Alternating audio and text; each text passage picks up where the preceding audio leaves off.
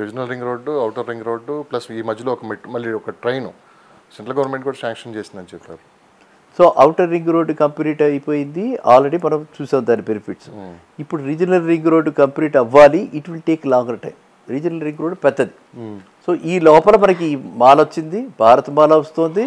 ఈ లోపల మనకి ఈ 4th సిటీ కూడా కమెన్స్ అవుతుంది. 4th సిటీ అన్నది స్టేట్ లెవెల్లో వీళ్ళు గ్రాంట్స్ తెచ్చుకుని సెంట్రల్ నుంచి తెచ్చుకున్నారు. వేరే భారత్ మాల సెంట్రల్ స్కీమ్, సెంట్రల్ నుంచి వస్తుంది. 4th సిటీకి ఇంకోటి ఏంటంటే ఆ చెన్నై, ఇప్పుడు శ్రీశైలం హైవే ఏదైతే ఉందో అది చెన్నై హైవేగా ఏర్పడి పెద్ద డిజిటల్ రోడ్స్ అనమాట. దాని మీద డిజిటల్ రోడ్స్గా రాబోతున్నాయి. కాబట్టి వచ్చే కాలంలో అంటే అతి సమీప కాలంలో మనము we will see action in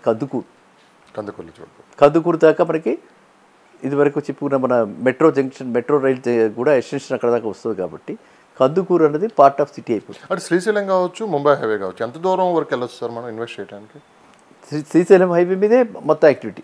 అది ఎంత లాంగ్ మనం వెళ్ళొచ్చు మొత్తం ఇన్వెస్ట్ చేయడానికి? ఎన్ని కిలోమీటర్ల పరిధిలోకి వెళ్ళి? అదే ఇప్పుడు అమంగళం ఉంది కదా, అమంగళ దాకా అయితే ఖచ్చితంగా it is going to be part of city, extended city అనమాట. అమంగళ అంటే ఇప్పుడు మనకి సిటీ నుంచి అమంగళ 55 కిలోమీటర్స్, చౌటుప్పర్ 55 కిలోమీటర్స్ మెజర్మెంట్స్. సో మనకి ఇప్పుడు ఓఆర్ఆర్ ఎగ్జిట్ నుంచి పెద్దగోల్కోట ఎగ్జిట్ కానీ, తుక్కుగూడ ఎగ్జిట్ కానీ వాటి దగ్గర చూస్తే ఇవి it will be hardly 30-40 kilometres. మనం ఎప్పుడైనా సరే ఓఆర్ఆర్ కనెక్టివిటీ ఉంది కాబట్టి ఓఆర్ఆర్ నుంచి ఎంత దూరం, రీజనల్ రింగ్ రోడ్ నుంచి ఎంత దూరం, రీజనల్ రింగ్ రోడ్డు వెళ్ళి మనకి ఎక్కడ కొడుతుంది, కడతల దగ్గర కొడుతుంది. కాబట్టి Kadthal to regional ring road 12-13 కిలోమీటర్లు ఉంటుంది. సో కాబట్టి మీకు అది పెద్ద డిస్టెన్స్ కింద తీసుకోమన్నమాట. ఎందుకంటే మీకు ప్రతి వాళ్ళు హైదరాబాద్ నుంచి కంప్లీట్ అవ్వాలన్న ఆలోచన లేకుండా అక్కడికక్కడే క్లస్టర్స్ వస్తాయి, అక్కడక్కడే హౌసింగ్ డెవలప్ అవుతుంది. So 4th city is a city by it self. 4th సిటీలో అక్కడ ఎంప్లాయ్మెంట్, అక్కడ జాబ్ టేకప్ చేస్తూ లేకపోతే అక్కడ బిజినెస్ పెట్టుకుని వాళ్ళు వచ్చి మన దగ్గర అంటే హ్యాబిట్స్కి కానీ కోటికి కానీ రావాల్సిన అవసరం ఉండదు. ఎందుకంటే అన్నీ అక్కడే డెవలప్ అవుతుంది, అంత ఇన్ఫ్రాస్ట్రక్చర్ అక్కడే డెవలప్ అవుతుంది.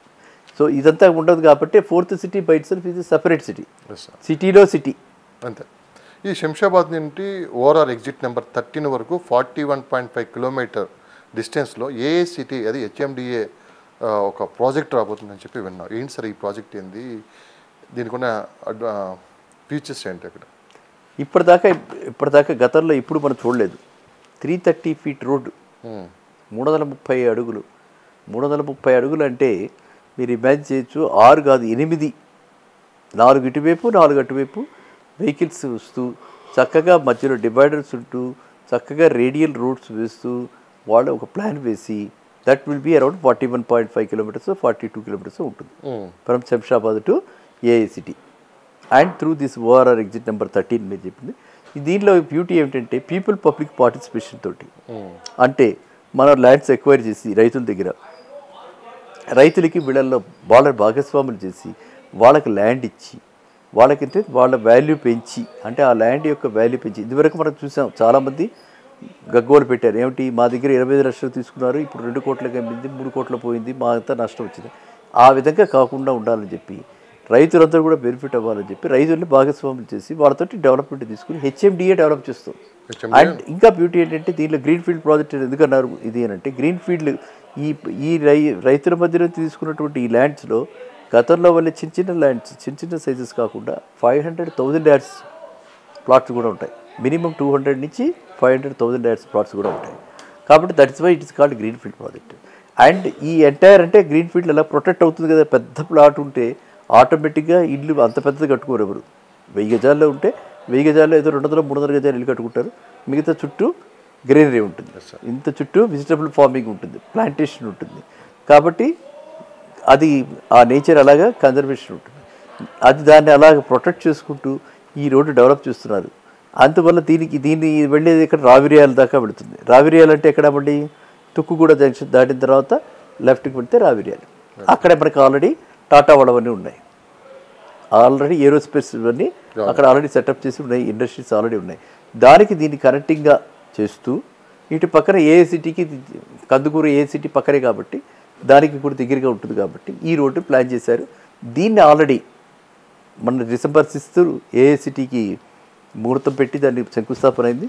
దీనికి కూడా ఆల్రెడీ పనులు చేపట్టారు. సో ఫైనల్గా ప్రేక్షకులకు ఏం చెప్తారు సార్? అంటే 2020 సంవత్సరంలో మొదటి రోజు మొదటి ఇంటర్వ్యూ మీతోనే కొత్త సంవత్సరం మీద చాలా ఆశలు పెట్టుకున్నారు. నేనైతే బిల్డర్స్ కావచ్చు, లేదంటేనేమో డెవలపర్స్ కావచ్చు, బయ్యర్స్ కావచ్చు, చాలామంది చాలా ఆలోచనతో ముందుకెళ్తున్నారు. ఒక ఎక్స్పర్ట్గా మీరు ఒక బ్యాంకింగ్ వ్యవస్థలో సీనియర్ మేనేజర్గా చేసిన మీరేం చెప్తారు ప్రేక్షకులకి? బ్యాంకింగ్ రంగ సంస్థకి రియల్ ఎస్టేట్కి క్లోజ్ సంబంధం ఉంది. నెంబర్ టూ మనమంతా వెయిటెడ్ వాచ్ మోడ్లో చాలామంది ఉన్నారు. మనం కూడా గతంలో చెప్పడం జరిగింది, తొందరపడే కొనక్కర్లేదు, రేట్లు ఏమో అంత జంప్ అవ్వని. కానీ ఆ రోజులన్నీ అయిపోయి బాటమ్ అవుట్ అయిందంట. అంటే ఇంతకంటే తగ్గే పరిస్థితి లేదు, ఇంతకంటే తగ్గే పరిస్థితి ఛాన్సెస్ చాలా తక్కువ, డౌన్వర్డ్ రిస్క్ చాలా తక్కువ. కానీ గ్రోత్ జోన్స్ మారాయి, గతంలో వలే కాకుండా గ్రోత్ జోన్స్ మారాయి. ఎందుకు గతంలో నియోపోలిసు, శంకరపల్లి, మోకిలా ఇవే చెప్పుకుంటున్నాం. అవును, అవన్నీ మనకి సామాన్యుడికి అందుబాటులో లేవు, ఇండిపెండెంట్ హౌస్ కట్టుకోలేరు, అక్కడ పరిస్థితి లేదు అని మనం అది కూడా చాలాసార్లు చెప్పుకుంటున్నాం. కానీ ఇప్పుడు పరిస్థితి ఏమిటి? షిఫ్ట్ అయ్యి కొత్త గ్రోత్ జోన్స్ వచ్చాయి. ఇప్పుడు మనం ఇద్దరు చెప్పుకుంటే షిఫ్ట్ కంది ఉంది, కందిలో ఎంత ఉంది? 15-20 వేలు లోపల, అంతే కదా. 200 గజాలు కొనుక్కుంటే 40 లక్షలు. అలా శ్రీశైలం హైవేకి వెళ్తాం, అక్కడ కందుకూరులో ఎంత ఉంది? అక్కడ 15-20 వేలు. ఇప్పుడు మనం చెప్పుకున్న ప్లేసెస్లో సంగారెడ్డిలో ఎంత ఉంది? సిద్దిపేటలో ఎలా ఉంది? మనం ఏ ప్లేసెస్ మనం తీసుకున్న ప్లేసెస్ అన్నీ కూడా చౌటుప్పల్ దగ్గరికి వెళ్తాం, 10,000కే వస్తుంది. ఇది మనం ఓన్లీ థింగ్ ఏంటంటే ఈ హబ్స్ మారి క్లస్టర్స్, కొత్త క్లస్టర్స్ డెవలప్ అవుతున్నాయి. కాబట్టి అక్కడ మనం ఇప్పుడు ఇన్వెస్ట్ చేస్తే, అంటే ఇప్పుడు వెళ్ళి 1.5 పెట్టి మనం కోకాపేటలో కానీ ఫైనాన్షియల్ డిస్ట్రిక్ట్లో కానీ ఆ డబ్బులు తెచ్చుకుని ఇక్కడ పెట్టామనుకోండి, ఎక్కువ ల్యాండ్ వస్తుంది. సో ఫ్యూచర్లో ఒక్కసారిగా 10 రెట్లు పెరిగినా ఆశ్చర్యపోవాల్సిన పని లేదు, అవకాశం ఉంది. అదే స్మార్ట్ ఇన్వెస్ట్మెంట్, అదే అవకాశం. మనం కోకాపేటలోకి వెళ్ళి 100 కోట్లు అన్నాం అనుకోండి, ఇంకా అది పెరగదు ఎప్పటికీ, ఇంకా రేట్ అలానే ఉంటుంది. ఇంకా తగ్గే అవకాశం ఉంటుంది కానీ పెరిగే అవకాశం అయితే ఉండదు. తగ్గకపోయినా పెరిగే అవకాశం అయితే అదే డబ్బు తీసుకొని పోయి మన సిటీ అవుట్స్కర్ట్స్లో కానీ పెట్టామంటే ఎకరాలు వస్తుంది. ఒక్క 10 years కానీ హోల్డ్ చేసి పెట్టుకోగలిగామంటే 10 to 5 years అది 10 రెట్లు పెరిగినా ఆశ్చర్యపోవాల్సింది. ఆశ్చర్యపోకర్లేదు, అది మనం చూసాం.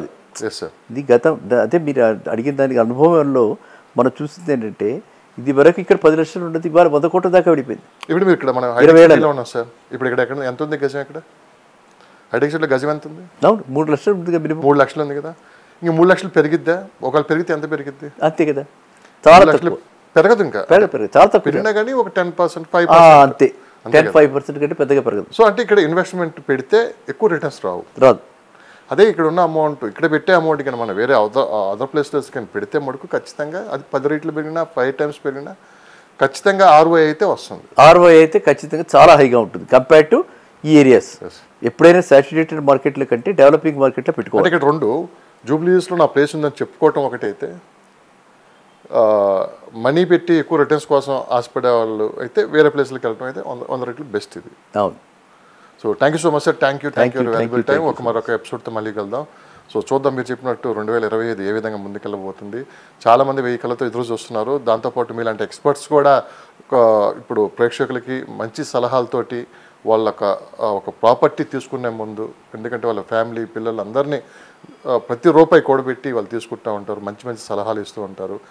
సో ఇక ముందు కూడా మీరు ఇలానే మాకు సపోర్ట్ చేస్తారని, ప్రేక్షకులకు కూడా మీరు మంచి సమాచారం ఇస్తారని మనస్ఫూర్తిగా కోరుకుంటూ, డెఫినెట్గా ఎప్పుడైనా ఎటువంటి సందేహాలున్నా, అనుమానాలున్నా, సలహాలు కావాలన్నా I'm always ready, I'm always for common man, మీకు తెలుస్తుంది. కాబట్టి ఇప్పుడైనా వాళ్ళు నన్ను అంటే సంప్రదించవచ్చు, దానిలో అభ్యంతరం లేదు. అండ్ మనం అనుకున్నట్టుగా మనం ఎప్పుడు కూడా పర్టికులర్లీ ఈ ఛానల్ ద్వారా we are always addressing common man కదా. గతంలో కూడా మనం చెప్పుకోవడం జరిగింది, ఏదైనా కష్టాలు ఏదైనా ఉంటే కూడా మన సలహాలకు కూడా లీగల్గా కూడా మనం వెళ్ళడానికి కూడా మనం ఒక అంటే ఆ దృష్టిలో కూడా మనం చెప్పడం జరిగింది. కాబట్టి రాబోయే కాలంలో అందరూ కూడా జాగ్రత్తగా మనస్ఫూర్తిగా స్వాగతం పలుకుతూ అందరూ బాగుండాలని మనస్ఫూర్తిగా కోరుకుంటూ ధన్యవాదాలు. నమస్కారం అందరికీ. మళ్ళీ నూతన శుభాకాంక్షలు మరి ఇంకొకసారి. అది 9515127639.